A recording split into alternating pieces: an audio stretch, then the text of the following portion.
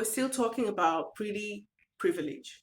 Just to remind us, these are advantages that people who are deemed attractive, they receive such advantages in various aspects of their lives simply because they have a beautiful face, a handsome face, they have an attractive body.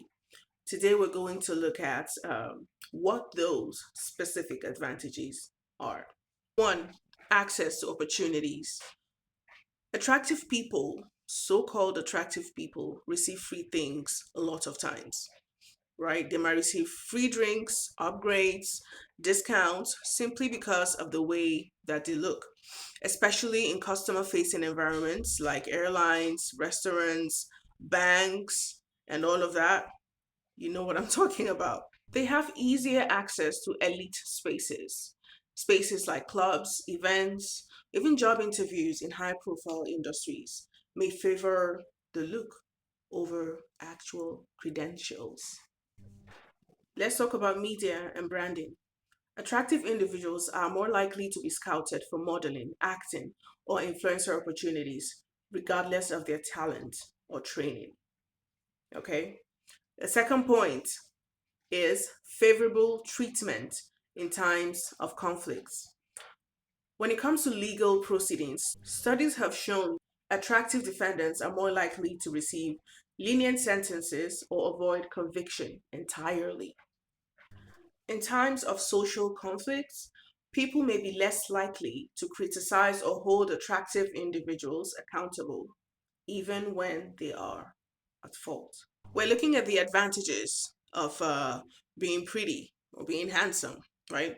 The first point I made was access to opportunities. The second one is favorable treatment in times of conflict. And thirdly, we're going to be talking about career advancement.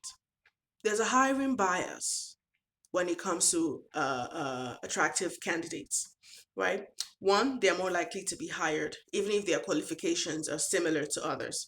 And studies show that people with asymmetrical features, when you have a face that is considered attractive, you have a neat appearance, these people are perceived as much more competent or trustworthy.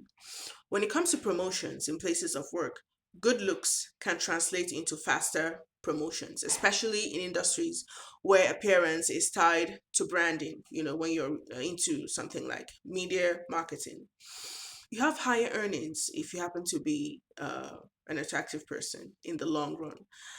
People perceived as attractive earn higher salaries over their lifetime, believe it or not. The fourth and last advantage of pretty privilege is social benefits.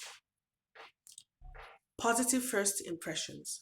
Attractive people are often treated more kindly or given the benefit of the doubt in social interactions. Easier networking. People are more willing to initiate conversations, collaborate, or include attractive individuals in social or professional circles.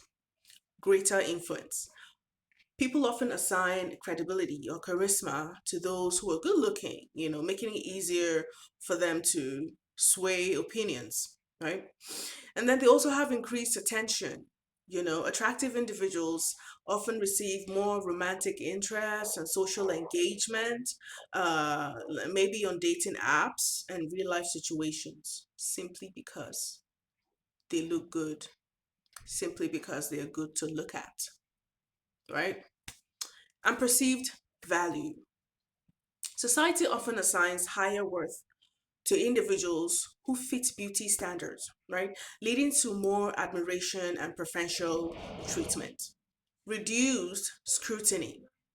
They may face less criticism for mistakes or failures because of an unconscious bias with someone who is engaging with them. And most of this bias is always in the favor of the person who is deemed attractive. I have a question for you.